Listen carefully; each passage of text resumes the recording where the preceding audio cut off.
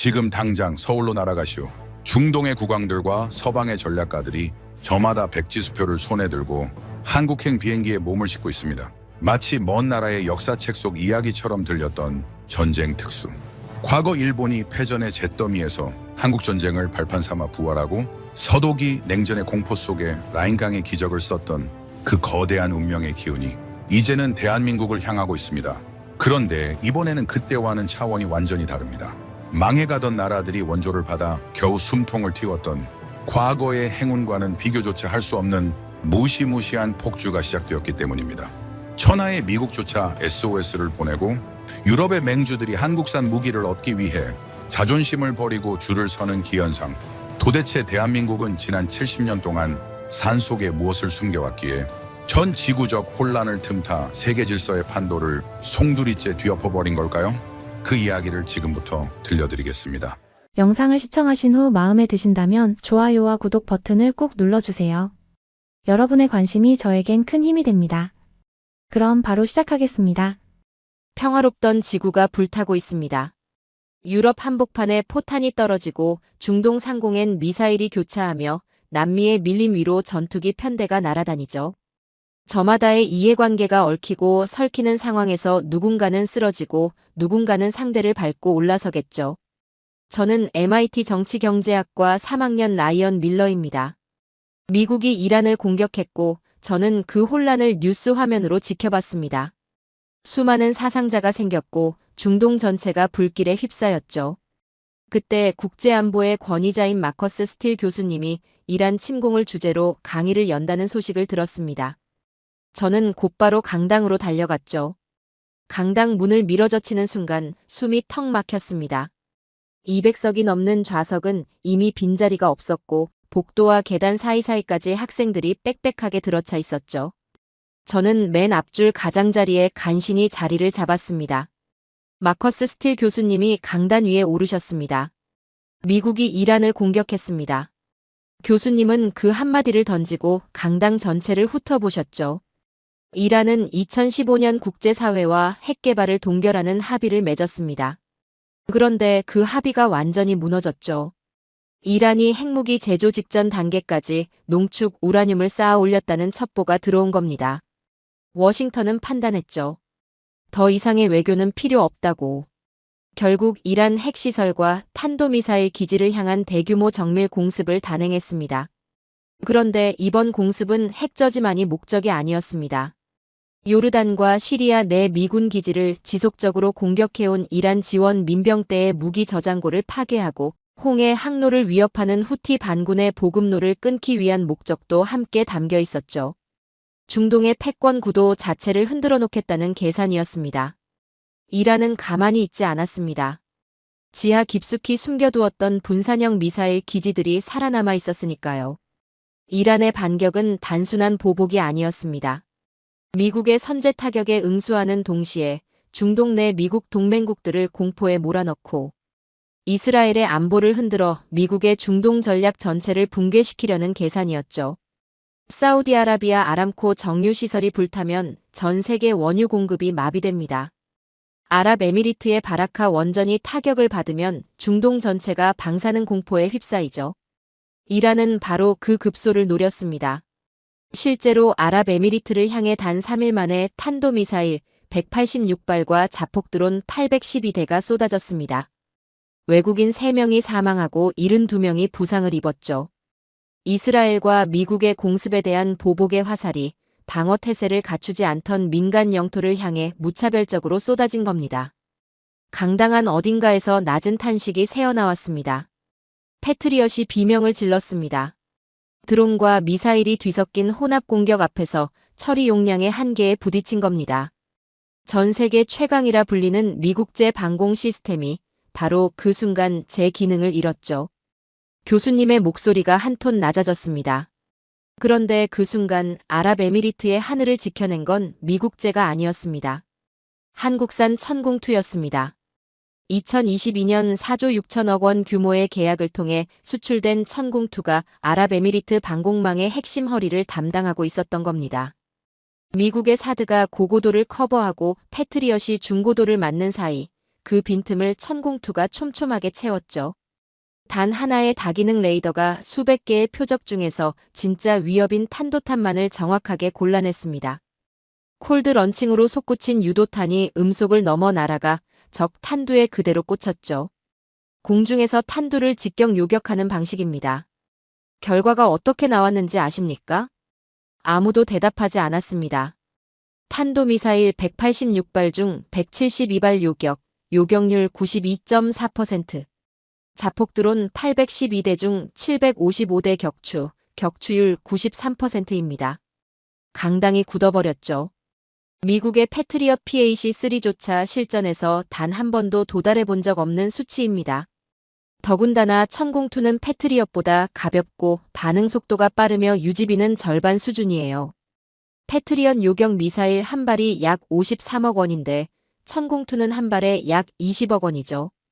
가격은 절반도 안 되는데 성능은 그것을 넘어선 겁니다. 한 학생이 손을 들었습니다. 교수님, 천공투가 그 정도 성능이라면 미국은 왜 이걸 미리 견제하지 않았나요? 견제했습니다. 2010년대 초반 한국이 독자적인 고고도 요격 기술을 개발하겠다고 선언했을 때 미국은 기술 협력을 거부했죠. 불가능하다고 봤으니까요. 그런데 한국 연구진은 오히려 그것을 계기로 완전 자립형 방공 체계를 만들겠다고 결심했습니다. 유도장치, 추진체, 탐지 레이더, 소프트웨어까지 88% 이상을 국산화하는 데 성공했죠. 실사격 시험 43회 중 42회 명중, 명중률 97.6%. 이게 한국이 독자적으로 만들어낸 수치입니다. 요격 성공 직후 아랍에미리트 왕실이 한국에 전문을 보냈습니다. 내용은 이겁니다. 이미 계약된 8개 포대의 조기 납품을 위해 수단과 방법을 가리지 마라. 미사일 재고 전량을 구매하겠다. 교수님이 강단을 천천히 가로질러 걸으셨습니다. 사우디아라비아는 현재 한국 공군용으로 제작 완료된 인도분을 자기들한테 먼저 넘겨달라고 요청했습니다. 기존 계약금의 20%를 긴급 조달 프리미엄으로 얹겠다면서요. 이라크는 총리 직속 안보보좌관을 단장으로 한 특사단을 한국행 전세기에 태웠죠. 목적은 단 하나였습니다. 우리에게도 방패를 팔아라. 중동 국가들이 미국 무기 대신 한국산을 선택하는 이유가 단순히 가격 때문이라고 생각하십니까? 아닙니다. 미국 무기는 의회 승인과 정치적 조건이 붙습니다. 인권 문제, 외교 관계, 동맹 논리가 거래에 끼어들죠. 반면 한국은 정치적 조건을 달지 않습니다. 계약하면 납품하고 납품하면 즉시 전력화됩니다. 지금 미국 방산 인프라는 우크라이나와 이스라엘 지원으로 생산 한계에 도달해 있습니다. 오일머니를 즉시 지불해도 수년의 대기 시간이 필요한 상황이죠. 하지만 한국은 다릅니다. 교수님이 강당 전체를 향해 고개를 드셨습니다. 지금 사우디가 돈이 없어서 한국에 구걸하는 것 같습니까? 아닙니다. 그들에겐 지금 리야드 왕궁을 지켜줄 천공 미사일 한 발이 뉴욕 증시의 모든 주식보다 가치 있기 때문이죠. 죽음 앞에서는 누구나 정직해집니다. 이란의 발사체가 아라비아 반도 허공에서 산산조각 날 때마다 전 세계 안보 질서의 무게 중심은 극적으로 이동하고 있죠. 전쟁 특수의 열쇠는 지금 한국이 쥐고 있습니다. 저는 그 말이 가슴 한복판에 박히는 걸 느꼈죠. 제가 평생 믿어왔던 세계 질서가 바로 이 강당에서 소리 없이 무너지고 있었습니다.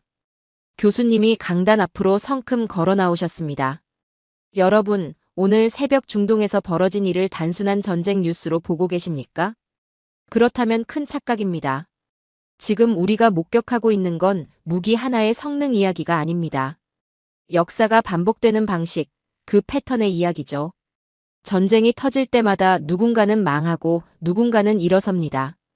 그 법칙은 고대부터 지금까지 단 한 번도 빗나간 적이 없습니다. 1950년으로 가보겠습니다. 패전 후 일본은 그야말로 잿더미였습니다. 공장은 파괴됐고 물가는 폭등했으며 길거리엔 실업자가 넘쳐났죠. 당시 일본 총리 요시다 시게루는 일본은 이제 끝났다고 생각할 정도였습니다. 그런데 1950년 6월 25일 한국 전쟁이 터졌습니다. 미군은 한반도 전선에 투입할 물자를 가장 가까운 일본에서 조달하기 시작했습니다. 파산 직전이던 도요타는 미군으로부터 트럭 긴급 주문을 받으며 기사회생했죠. 훗날 도요타 관계자는 이렇게 회고했습니다.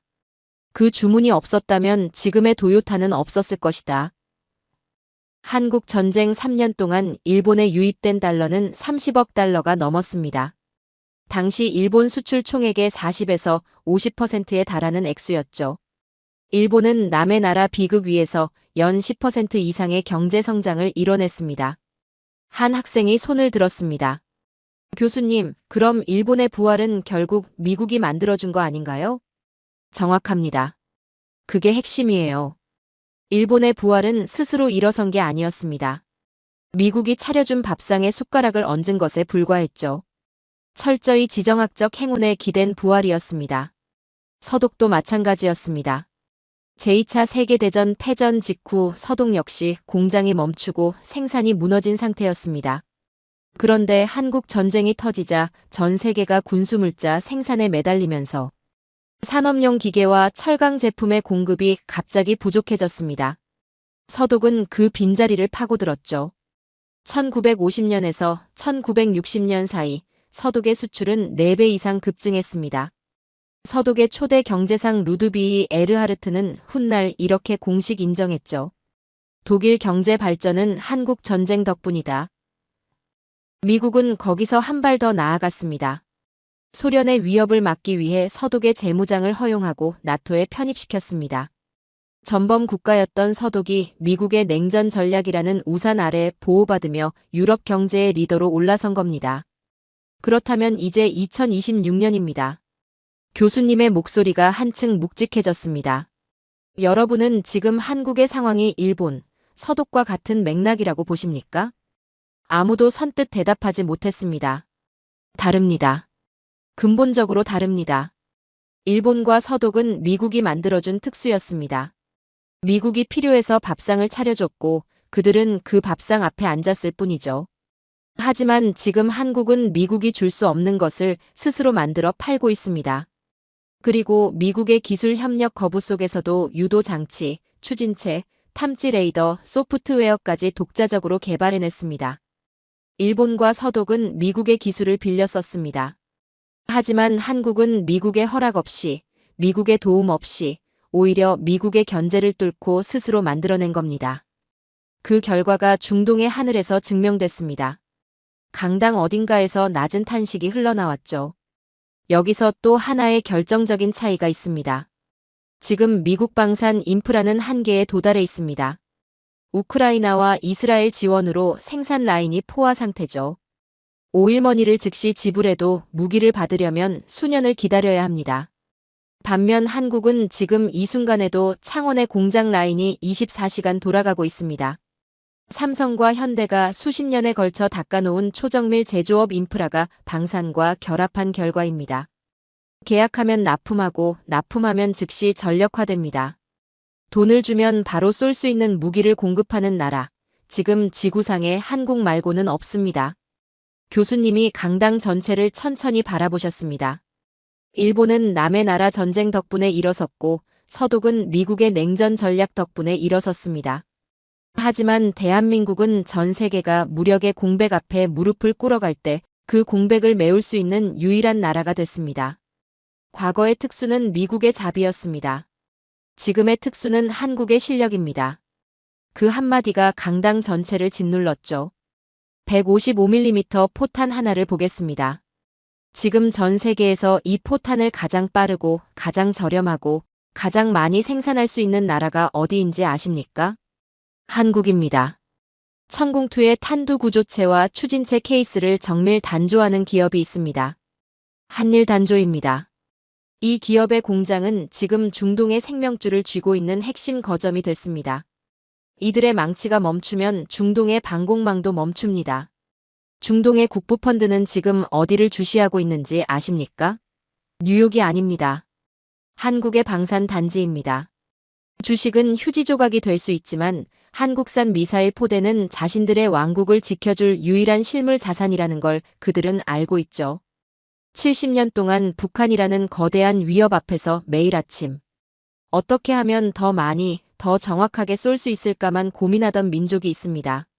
그 지독한 고민의 결과가 지금 전 세계가 돈을 싸들고 달려오는 무기가 됐습니다. 제가 믿어왔던 세계의 질서가 이제 완전히 다른 모습으로 눈앞에 펼쳐지고 있었죠. 교수님이 교탁 위에 놓인 탄피 조각을 집어들었습니다. 손가락으로 가볍게 튕기셨죠. 챙 하는 맑은 금소금이 강당 안을 가로질렀습니다. 이 소리가 들립니까? 누군가에겐 파멸의 소리입니다. 하지만 대한민국에겐 생존의 찬가죠. 오늘 새벽 아랍에미리트 하늘에서 이란의 미사일이 산산조각 났습니다. 그런데 여러분, 한 가지 이상한 점이 있습니다. 사우디와 아랍에미리트가 지금 한국군에 배치될 예정인 천공투 포대를, 심지어 이미 한국군이 운용 중인 포대까지 제발 먼저 넘겨달라고 애걸하고 있습니다. 여기서 당연한 의문이 생기죠. 그걸 내주면 한국의 안보는 누가 지킵니까?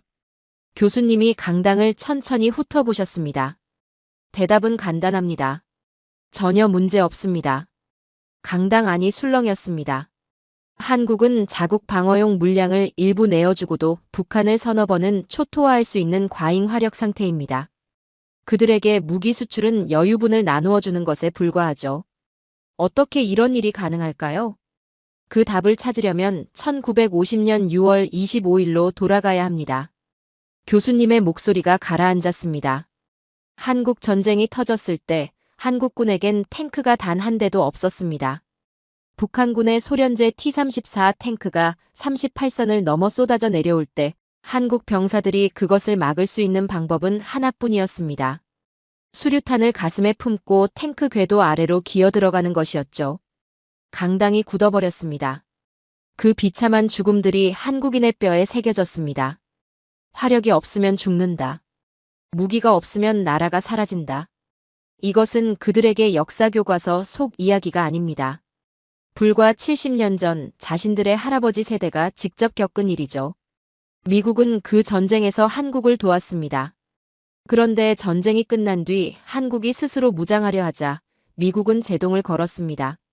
1979년부터 한국의 미사일 사거리 제한을 강제했죠. 사거리 180km를 넘기지 마라. 동맹국이라는 이름 아래 40년이 넘도록 이 족쇄를 채워뒀습니다. 그런데 한국은 어떻게 했는지 아십니까? 교수님이 잠시 뜸을 들이셨습니다.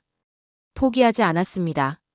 사거리를 늘릴 수 없다면 파괴력을 극한까지 끌어올리는 방식을 택했습니다. 미사일 한 발에 수톤의 쇳덩이를 실어 적의 지하 벙커를 통째로 함몰시키는 현무 미사일을 만들어낸 겁니다. 세계 안보 역사에서 유례를 찾을 수 없는 방식이었죠. 족쇄를 차고도 괴물을 만들어낸 겁니다. 한 학생이 손을 들었습니다. 교수님, 그 제약이 오히려 한국의 기술을 더 독특한 방향으로 진화시킨 건가요? 바로 그겁니다. 제약이 창의를 낳았습니다. 미국이 문을 걸어 잠글수록 한국은 다른 창문을 찾았습니다. 막힌 길 앞에서 주저앉는 대신 아무도 가지 않은 길을 스스로 뚫었죠. 그리고 결국 그 길 끝에서 나온 무기들이 지금 전 세계가 돈을 싸들고 사러 오는 물건이 됐습니다. 국토의 70%가 산악지대인 한국은 보이지 않는 적을 죽이는 법에 집착했습니다. 그 결과물이 세계 최강의 자주포 K9입니다. 미군이 값비싼 정밀 유도탄 한 발을 쏠 때 한국군은 그 돈으로 포탄 10,000발을 산맥에 쏟아붓는 방식을 택했죠. 한국이 보유한 155mm 포탄의 양이 얼마인지 아십니까? 유럽 전체의 비축량을 압도합니다.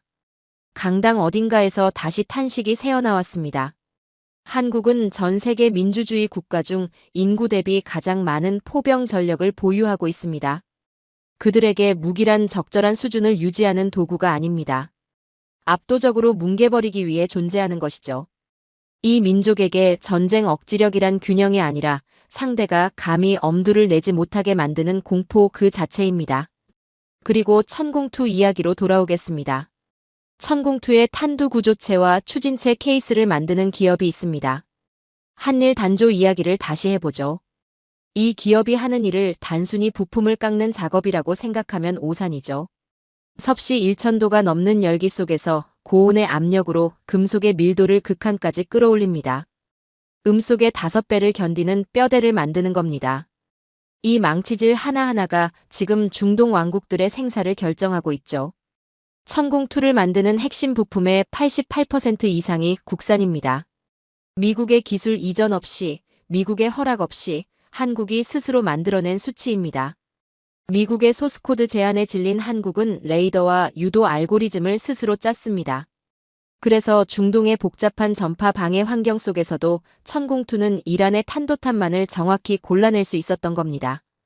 적이 아무리 교란 전술을 써도 천궁2의 두뇌는 흔들리지 않았죠. 패트리엇 한 발 가격으로 천궁2 여러 발을 쏩니다. 반도체 양산 공정을 방산해 이식한 결과입니다. 주문 즉시 공장을 24시간 돌려 6개월 안에 항구에 배를 띄우죠. 미국과 유럽이 인도까지 몇 년씩 걸린다고 할 때 한국은 6개월을 말합니다. 그리고 한 가지 더. 교수님의 목소리에 힘이 실렸습니다.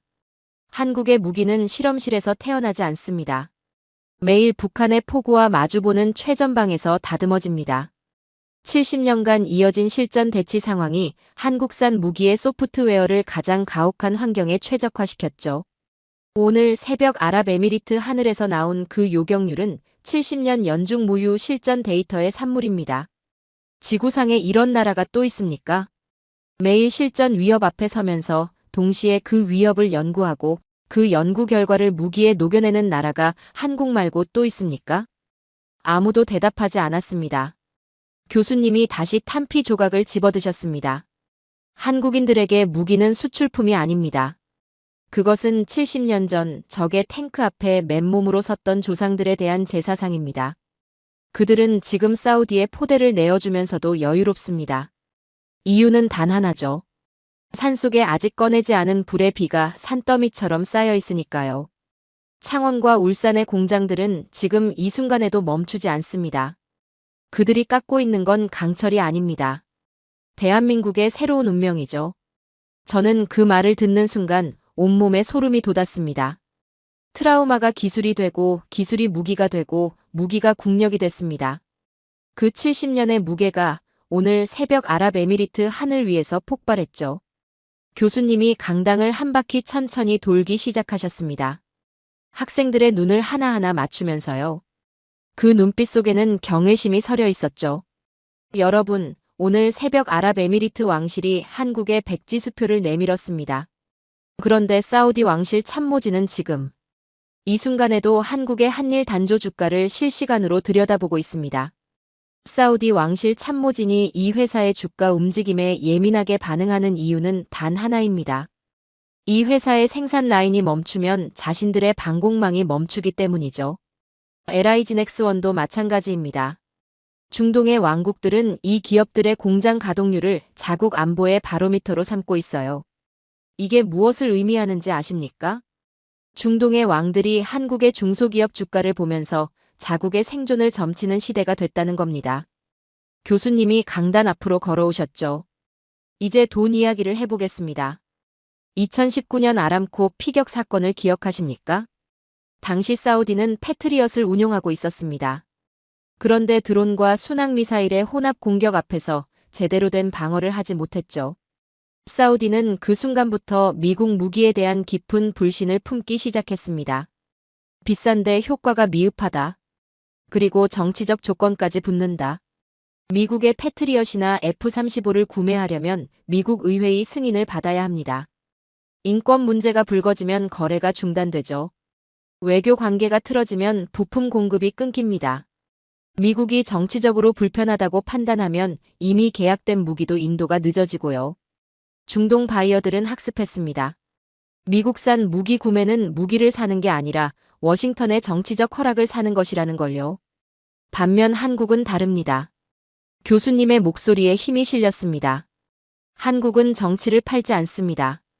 외교적 조건을 달지 않습니다. 계약서에 서명하는 순간 공장 라인이 돌아가고 물건이 항구에 실립니다. 결제하면 배에 싣고 설치하면 즉시 적을 격추하죠. 게다가 한국은 기술 이전에도 유연합니다. 미국산 무기는 핵심 소프트웨어와 부품에 대한 통제권을 절대 넘기지 않습니다. 하지만 한국은 현지 생산 공장을 세워주고 기술을 이전해줍니다. 중동 국가들 입장에서는 무기를 사는 게 아니라 자국 방산 산업의 씨앗을 사는 셈이죠. 한 학생이 손을 들었습니다. 교수님, 기술 이전까지 해주면 한국 입장에서는 손해가 아닌가요? 단기적으로는 그렇게 보일 수 있습니다. 하지만 장기적으로는 정반대입니다. 현지 생산을 허용하더라도 핵심 부품과 소프트웨어 업데이트는 여전히 한국에서 공급해야 합니다. 레이더 알고리즘을 고치려면 한국 기술자가 와야 하고 탄두 구조체의 정밀 단조는 한일 단조 같은 기업만 할 수 있죠. 겉으로는 기술을 나눠주는 것처럼 보이지만 실제로는 상대국을 한국 공급망에 영구적으로 묶어두는 겁니다. 바로 락인 효과입니다. 천궁2를 한번 도입하면 향후 30년에서 50년간 유지보수와 탄약 보충, 소프트웨어 업데이트를 위해 한국의 기술진과 부품이 계속 들어가야 합니다. 지금 중동에 수출하는 수십조 원의 무기는 빙산의 일각이죠. 그 밑에는 수백조 원 규모의 안보 서비스 구독료가 깔려 있습니다. 대한민국은 이제 중동의 하늘을 지켜주는 대가로 그들의 부를 수십 년에 걸쳐 나눠받게 됐습니다. 교수님이 강당 전체를 향해 고개를 드셨습니다. 사우디의 국부펀드가 지금 무엇을 하고 있는지 아십니까? 한국 방산 기업들의 지분을 확보하기 위해 혈안이 되어 있습니다. 그들에게 한국 방산주는 단순한 투자가 아닙니다. 왕국의 생명 연장권이죠. 주식은 휴지 조각이 될 수 있습니다. 채권은 디폴트가 날 수 있죠. 하지만 자국 하늘을 지켜주는 방공포대의 부품 공급권은 어떤 금융 자산보다 확실한 실물 자산입니다. 중동의 오일머니가 뉴욕이 아니라 창원으로 흘러가는 이유가 바로 이겁니다. 2026년 한국의 무기 수출액은 이미 자동차와 반도체를 위협하는 수준에 도달했습니다. 반도체 시장이 흔들릴 때 방산이 터지죠. 조선 수주가 주춤할 때 포탄 주문이 밀려옵니다. 대한민국은 이제 어느 한 산업에 기대지 않는 가장 견고한 경제 구조를 갖추게 됐습니다. 또 다른 학생이 손을 들었습니다. 교수님, 그렇다면 미국은 한국이 자국의 무기 시장을 잠식하는 걸 그냥 보고만 있는 건가요? 불편하게 생각하죠. 하지만 막을 수가 없습니다. 두 가지 이유에서입니다. 첫째, 한국산 무기는 미국의 핵심 기술이 들어가 있지 않습니다. 수출을 통제할 근거가 없어요. 둘째, 지금 미국 자신이 재고 부족으로 동맹국들에게 무기를 제때 공급하지 못하고 있습니다. 한국이 그 공백을 메워주고 있으니 대놓고 반대할 수도 없는 상황이죠. 오히려 미국은 한국의 생산 능력에 기대야 하는 처지가 됐습니다. 미국의 원조를 받아먹고 살던 나라가 이제는 전 세계부의 원천인 오일머니를 역으로 빨아들이는 블랙홀이 됐습니다. 제국의 부는 이동했습니다. 바로 한국으로요. 저는 그 말의 무게를 온몸으로 받아냈습니다. 제가 평생 당연하게 여겼던 세계의 질서가 이 강당 안에서 조용히 그리고 돌이킬 수 없는 방식으로 뒤집히고 있었죠. 여러분, 착각하지 마십시오. 대한민국은 단순히 무기를 파는 장사꾼이 아닙니다. 그들은 지금 전 세계의 안보 표준을 새로 쓰고 있습니다. 자신들의 화력 아래 전 세계의 평화를 강제로 복종시키고 있는 조용한 정복자들이죠. 과거 전 세계 국가들은 생존을 위해 워싱턴의 눈치를 봐야 했습니다. 미국이 허락해야 무기를 살 수 있었고 미국이 끄덕여야 동맹이 유지됐죠. 세계 안보의 배급권은 철저하게 워싱턴이 쥐고 있었습니다. 그런데 지금 미국은 우크라이나, 중동, 대만이라는 세 개의 전선을 동시에 감당하지 못하고 있습니다. 재고는 바닥나고 공장은 포화 상태고 동맹국들에게 줄 무기가 없죠. 그 순간 한국이 등장했습니다. 미국이 줄 수 없는 것을 한국이 즉시 공급하기 시작했죠. 이것은 단순한 무기 판매가 아닙니다. 미국이 독점하던 세계 안보의 배급권이 한국의 손으로 넘어갔음을 의미하죠. 이제 중동과 유럽의 국가들은 백악관이 아닌 한국 국방부의 인도 일정표를 보며 자국의 운명을 점칩니다. 한 학생이 손을 들었습니다. 교수님, 그건 과장이 아닌가요? 미국의 군사력은 여전히 압도적이지 않나요? 군사력과 공급력은 다릅니다. 미국의 군사력이 압도적이라는 건 맞아요. 하지만 지금 세계가 필요로 하는 건 10년 뒤에 나올 최첨단 무기가 아닙니다. 당장 내일 하늘을 지켜줄 방공포대고 당장 이번 주 전선에 보낼 포탄이죠. 그걸 지금 당장 줄 수 있는 나라는 한국뿐입니다. 한국은 무기만 파는 게 아닙니다. 무기를 팔고 나서도 그 나라의 방공망 전체를 한국 시스템으로 통합해버리죠. 폴란드는 K2 전차와 K9 자주포를 도입하면서 현지 생산 라인까지 한국과 함께 구축했습니다. 아랍에미리트는 천궁2 도입 이후 방공 운용 교리 자체를 한국 방식으로 바꿨죠. 사우디는 한국 기술진 없이는 자국 방공망을 유지할 수 없는 구조가 됐습니다. 한국산 무기를 사용하는 국가들은 이제 한국의 부품과 소프트웨어 없이는 전쟁을 치를 수 없습니다. 대한민국은 총 한 발 쏘지 않고도 전 세계 주요 전략 거점들의 생사여탈권을 쥔 보이지 않는 제국이 된 겁니다. 폴란드, 아랍에미리트, 사우디로 이어지는 이 흐름을 강철 벨트라고 부릅니다. 한국을 중심으로 한 새로운 안보 블록이죠. 이 블록에 편입된 국가들은 한국과의 관계가 악화되는 순간 자국 방공망이 마비됩니다. 외교적 압박보다 훨씬 강력한 종속 관계가 만들어진 겁니다. 총성 없는 정복입니다. 방산으로 벌어들인 천문학적인 자본은 다시 한국의 첨단 기술 투자로 이어집니다. 인공지능 기반 무인 전투 체계, 6세대 전투기, 독자적인 우주 항공 기술로 재투자되죠.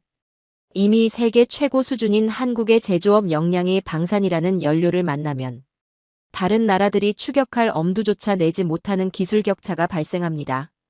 한국은 안보 공급망의 절대적 지배자가 되는 겁니다. 천궁2가 방패라면 한국에는 창도 있습니다. 현무 미사일입니다. 미사일 사거리 제한이 사라진 지금 한국은 세계 최고 수준의 탄도미사일 기술을 보유하게 됐습니다. 현무 미사일은 핵무기 없이도 적의 지하 깊숙한 곳까지 물리적으로 파괴하죠. 지하 수십 미터 벙커 안에 숨은 지휘부도 현무 앞에서는 안전하지 않습니다. 마음만 먹으면 언제든 게임 체인저를 만들어낼 수 있는 이 기술적 잠재력이 전 세계가 한국을 함부로 대하지 못하게 만드는 진짜 이유죠. 무기를 가진 자가 규칙을 만듭니다. 한국산 무기에 의존하는 국가들은 외교와 정책 결정에서 한국의 눈치를 볼 수밖에 없습니다. 이것은 군사적 정복이 아닙니다. 생존의 필요가 만들어낸 자발적 종속이죠. 또 다른 학생이 손을 들었습니다. 교수님, 한국이 그 종속 관계를 실제로 외교적 압박 수단으로 쓴 사례가 있나요? 아직 대놓고 쓴 사례는 없습니다. 그런데 그게 더 무서운 겁니다. 칼을 뽑지 않아도 상대가 알아서 조심하게 되죠. 한국이 부품 공급을 끊겠다고 한마디만 해도 해당 국가의 방공망 전체가 흔들립니다. 실제로 위협하지 않아도 그 가능성 자체가 외교적 레버리지가 되죠. 역사적으로 가장 강력한 패권은 힘을 쓰지 않고도 상대를 움직이는 구조를 만드는 겁니다. 한국은 지금 그 구조를 조용히 완성해 가고 있습니다. 한국이 구축한 이 구조는 단순한 무기 공급망이 아닙니다. 상대국의 안보 교리 자체를 한국 방식으로 재설계하는 작업이죠. 천궁2의 레이더 알고리즘으로 적을 식별하고 한국산 자주포로 응사하고 한국산 전차로 지상을 장악하는 방식이 이제 유럽과 중동의 표준이 되고 있습니다. 이 표준이 굳어질수록 한국의 영향력은 외교를 넘어 군사문화 그 자체로 스며들죠. 섭씨 1000도가 넘는 열기 속에서 금속의 밀도를 극한까지 끌어올리는 그 장인들의 손끝이 지금 전 세계 안보 질서의 무게를 지탱하고 있습니다. 거창한 구호가 아닙니다. 묵묵히 강철을 깎아내는 그 망치질 하나하나가 대한민국이라는 제국의 기초를 쌓고 있는 겁니다. 이제 전 세계의 전략가들은 워싱턴이 아니라 한국의 결정에 주목합니다. 2026년 우리는 전 인류의 안보 지도가 한국을 중심으로 다시 그려지는 역사적 현장에 서 있습니다. 70년 전 원조를 받던 나라가 이제는 전 세계의 생존을 조건으로 패권을 설계하는 나라가 됐죠. 70년간 단 하루도 긴장을 늦추지 않았던 한민족이 만들어낸 필연입니다. 저는 그 말을 들으며 등줄기가 서늘해지는 걸 느꼈습니다. 한국이 무섭다는 생각이 처음으로 들었죠. 무력으로 위협하는 나라가 아니었습니다. 조용히, 그러나 돌이킬 수 없는 방식으로 전 세계가 한국 없이는 살아남을 수 없는 구조를 만들어가고 있었죠. 이제 바다 이야기를 해보겠습니다. 교수님의 목소리가 강당을 눌렀습니다.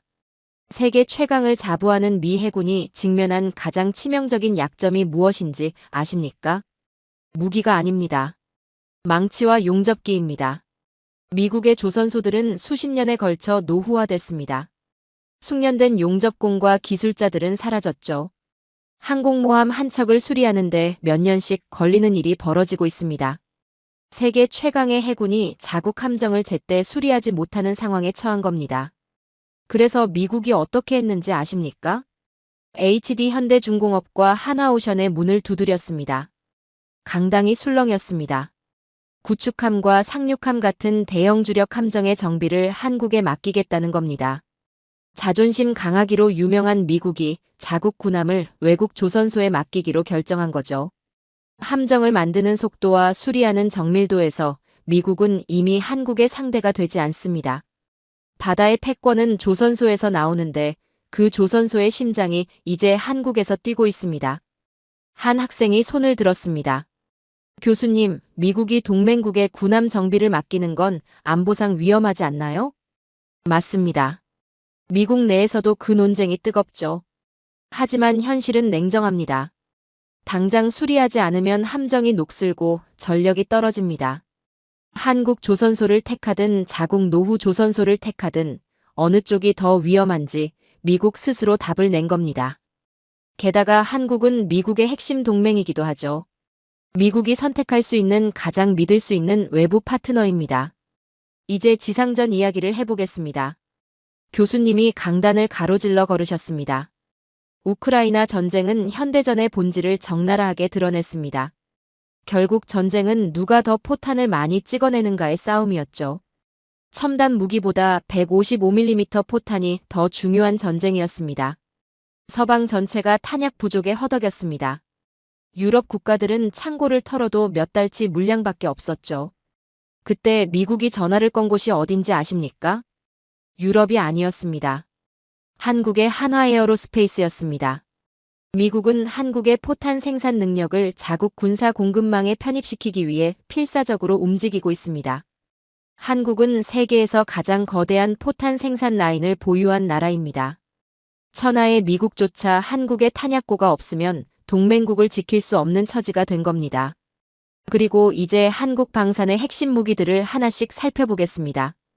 교수님의 목소리에 힘이 실렸습니다. K9 자주포입니다. 지구상에 존재하는 자주포 중 가장 완성된 무기죠. 정밀도, 사거리, 그리고 무엇보다 미칠 듯한 발사 속도는 전 세계 자주포 시장의 50% 이상을 휩쓸게 만들었습니다. 지금 유럽의 평원은 K9의 엔진 소리로 가득 차 있죠. K2 전차 흑표입니다. 독일의 레오파르트가 전설로 남으려 할 때 흑표는 실전으로 증명했습니다. 능동 방어 체계와 수중 도하 능력, 어떤 지형에서도 사격이 가능한 유연한 현가장치는 전차의 세대 교체를 선언했죠. 폴란드가 독일제 대신 흑표를 선택한 건 감정적인 결정이 아니었습니다. 냉정한 성능 비교의 결과였죠. LIGNX1의 정밀 유도 무기들도 있습니다. 비궁, 신궁 등 한국의 유도탄들은 저렴하면서도 치명적입니다. 개미떼처럼 몰려오는 드론과 고속정들을 가성비 좋게 격파하는데 이만한 대안이 없죠. 또 다른 학생이 손을 들었습니다. 교수님, 미국이 한국에 탄약을 요청하고 군함 정비까지 맡긴다면 이건 단순한 협력이 아니라 미국이 한국에 의존하게 됐다는 뜻 아닌가요? 정확히 봤습니다.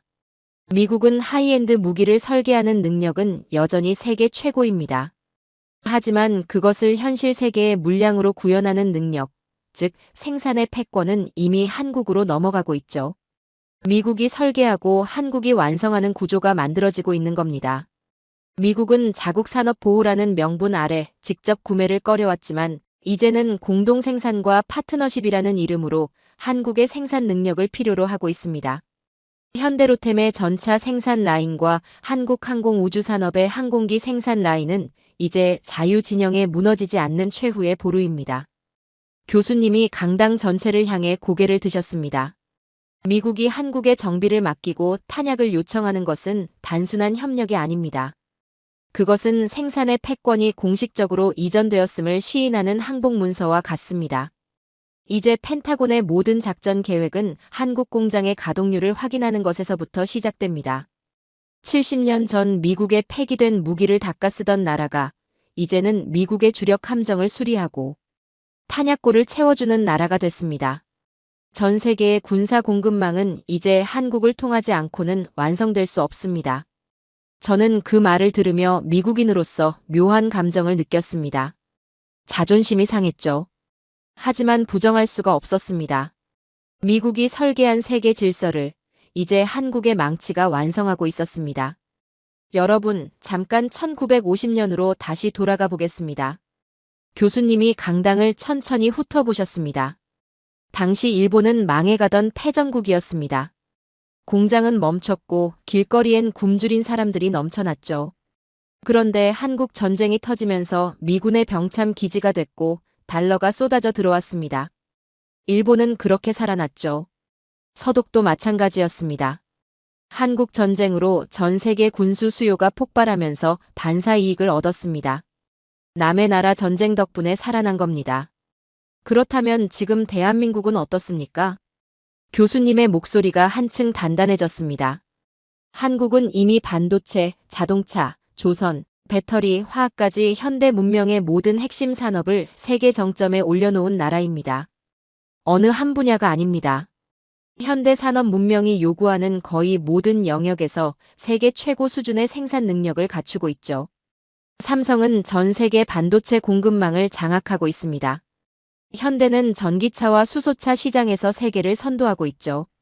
HD 현대중공업과 하나오션은 전 세계 조선 시장을 쥐고 있습니다.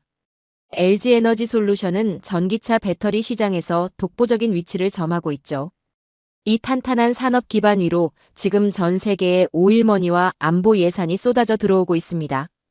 일본의 사례는 생존을 위한 부활이었습니다. 하지만 지금 한국은 이미 완성된 괴물이 날개를 다는 진화의 폭주죠. 강당 안이 굳어버렸습니다. 이미 모든 것을 가진 자가 무력까지 독점하게 될 때 그 국가가 얼마나 무시무시해지는지 상상해 본 적 있습니까? 아무도 입을 열지 못했습니다. 반도체로 세계를 제패하고 조선으로 바다를 장악하고 배터리로 미래 에너지를 쥐고 있는 나라가 이제 전 세계 안보의 공급망까지 독점하려 하고 있습니다. 이 네 가지가 한 나라에 동시에 집중되는 순간 어떤 일이 벌어지는지 인류 역사에서 전례가 없습니다. 생각해 보십시오. 과거 패권 국가들은 한두 가지 강점으로 세계를 지배했습니다. 대영 제국은 해군력과 금융으로, 미국은 군사력과 달러로 패권을 유지했죠. 하지만 한국은 지금 제조, 기술, 방산, 금융이 동시에 맞물리는 구조를 만들어가고 있습니다. 어느 하나가 흔들려도 다른 것들이 버텨주는 가장 견고한 패권의 형태입니다. 지금 한국은 방산으로 벌어들인 자본을 다시 방산 기술에 쏟아붓고 있죠. 이 선순환이 가속될수록 다른 나라들이 추격할 수 있는 기술 격차는 기하급수적으로 벌어집니다. 5년 후, 10년 후에 한국 방산은 지금과 비교할 수 없는 수준이 될 겁니다.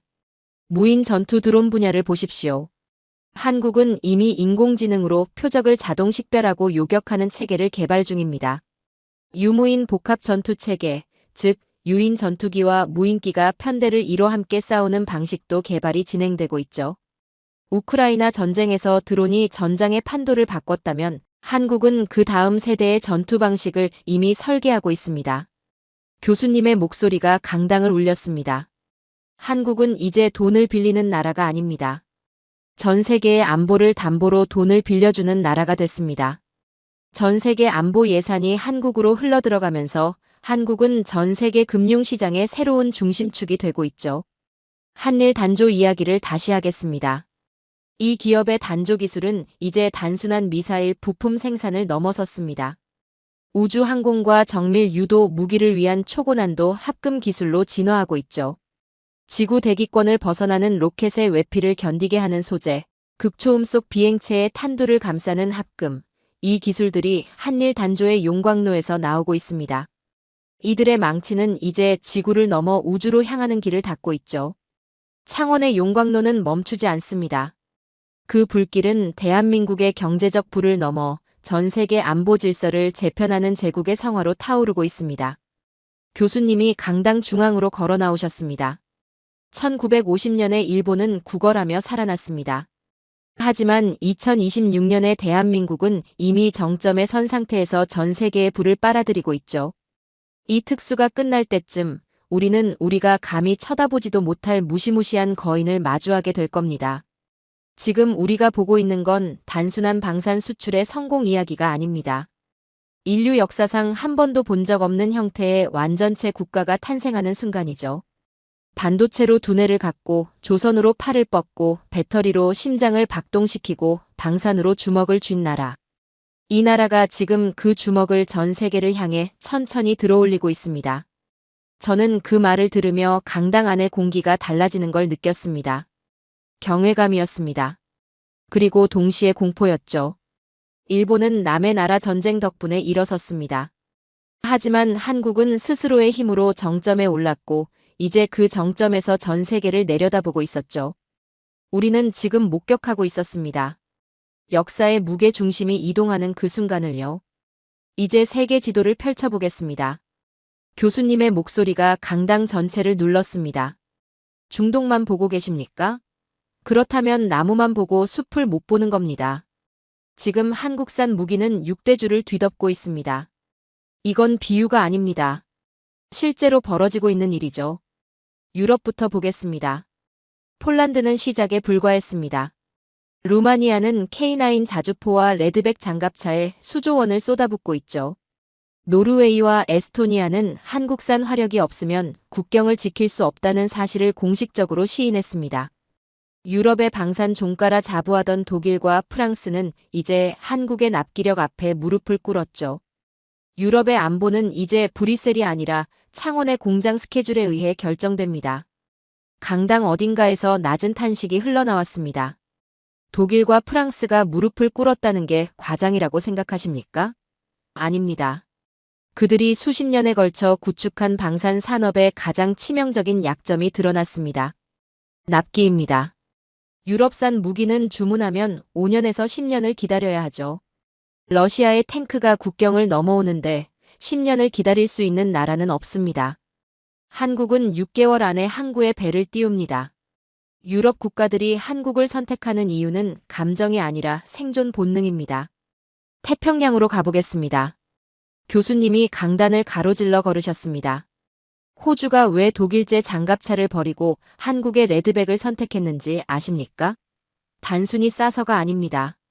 가장 가혹한 환경에서도 살아남는다는 실전 증명이 있었기 때문이죠. 호주의 사막, 열대우림, 험준한 지형에서 한국산 레드백은 독일제가 포기한 곳에서도 작동했습니다. 말레이시아, 베트남, 필리핀에 이르기까지. 동남아의 하늘과 바다는 이제 한국산 전투기와 함정으로 채워지고 있습니다. 중국의 팽창을 막는 실질적인 방벽은 미국의 구호가 아닙니다. 한국의 강철이죠. 한 학생이 손을 들었습니다. 교수님, 동남아 국가들이 미국제 대신 한국제를 선택하면 미국이 반발하지 않나요? 반발하고 싶어도 못합니다. 미국이 공급하지 못하는 물량을 한국이 채우고 있으니까요. 미국이 한국제 사지 말라고 압박하려면 자기들이 대신 공급할 수 있어야 합니다. 지금 미국 방산 인프라는 그게 불가능한 상태죠. 동남아 국가들도 압니다. 미국의 약속보다 한국의 납품 확인서가 더 확실하다는 걸요. 남미와 아프리카도 보겠습니다. 페루는 한국산 장갑차를 자국군의 표준 장비로 채택했습니다. 아프리카의 거점 국가들은 한국의 유도무기를 도입하기 위해 외교적 총력을 기울이고 있죠. 전 지구상에서 한국의 무기 체계가 닿지 않는 곳은 이제 존재하지 않습니다. 이것은 단순한 수출이 아닙니다. 교수님의 목소리가 낮아졌습니다. 전 인류의 안보가 메이드 인 코리아라는 단 하나의 표준으로 통합되고 있는 겁니다. 일주일입니다. 교수님이 그 말을 한 번 더 강조하셨습니다. 한국의 공장이 멈추면 전 세계 전선이 일주일 안에 침묵합니다. 이게 지금 대한민국이 가진 실제 권력의 크기입니다. 또 다른 학생이 손을 들었습니다. 교수님, 그렇다면 한국이 특정 국가의 포탄 공급을 끊으면 그 나라는 전쟁을 지속할 수 없다는 말인가요? 이론적으로는 그렇습니다. 물론 한국이 그런 선택을 함부로 하지는 않겠죠. 하지만 그 가능성이 존재한다는 사실 자체가 엄청난 외교적 레버리지가 됩니다. 상대국은 항상 그 가능성을 염두에 두고 한국을 대해야 하는 겁니다. 총을 쏘지 않아도 총을 들고 있다는 사실만으로 협상의 판도가 바뀌는 것과 같은 이치죠. 교수님이 강당 전체를 향해 고개를 드셨습니다. 이제 세계 지도를 다시 그리십시오. 모든 화력의 시작점과 모든 안보의 종착역은 이제 한국으로 수렴됩니다. 이미 정점에 선 거인이 전 세계의 생존권을 쥐고 흔드는 무시무시한 시대가 시작됐습니다. 24시간 불이 꺼지지 않는 창원의 용광로. 그곳에서 뿜어져 나오는 열기가 전 지구의 온도를 결정하고 있습니다. 2026년 전 세계의 자본과 기술, 그리고 생존의 의지는 단 한 곳으로 수렴됩니다. 이제 실체가 보이나요? 왜 중동의 왕들이 백지수표를 내밀고 유럽의 장군들이 창원 공장 스케줄을 확인하는지. 대한민국은 이제 단순한 국가가 아닙니다. 물리적 힘의 근원 그 자체죠. 아무도 자리에서 일어나지 않았죠. 저도 마찬가지였습니다. 강의가 끝났지만 아무도 이 공간을 떠날 수 없었습니다. 우리는 방금 역사의 전환점을 목격했습니다. 70년 전 비참한 패전의 잔해를 깎던 그 망치가 이제는 전 세계의 부와 권력을 재편하는 제국의 직인을 찍고 있었습니다. 대한민국의 시간이 시작됐습니다. 오늘의 사연은 여기까지입니다. 70년 전 폐허 속에서 강철을 깎던 망치 소리는 이제 전 지구의 안보를 설계하는 장엄한 교향곡이 되어 울려 퍼지고 있습니다. 세계는 이제 깨달았습니다. 평화는 구걸하는 것이 아니라 24시간 불이 꺼지지 않는 한국의 용광로에서 빚어지는 압도적 화력으로 증명된다는 사실을 말입니다. 2026년 인류의 생존권을 쥔 새로운 로마, 대한민국의 시간은 이제 막 시작되었습니다. 이 거대한 문명의 축이 이동하는 현장을 우리는 똑똑히 목격하고 있습니다. 긴 영상 시청해주셔서 감사합니다. 내일은 더 좋은 영상으로 찾아오겠습니다.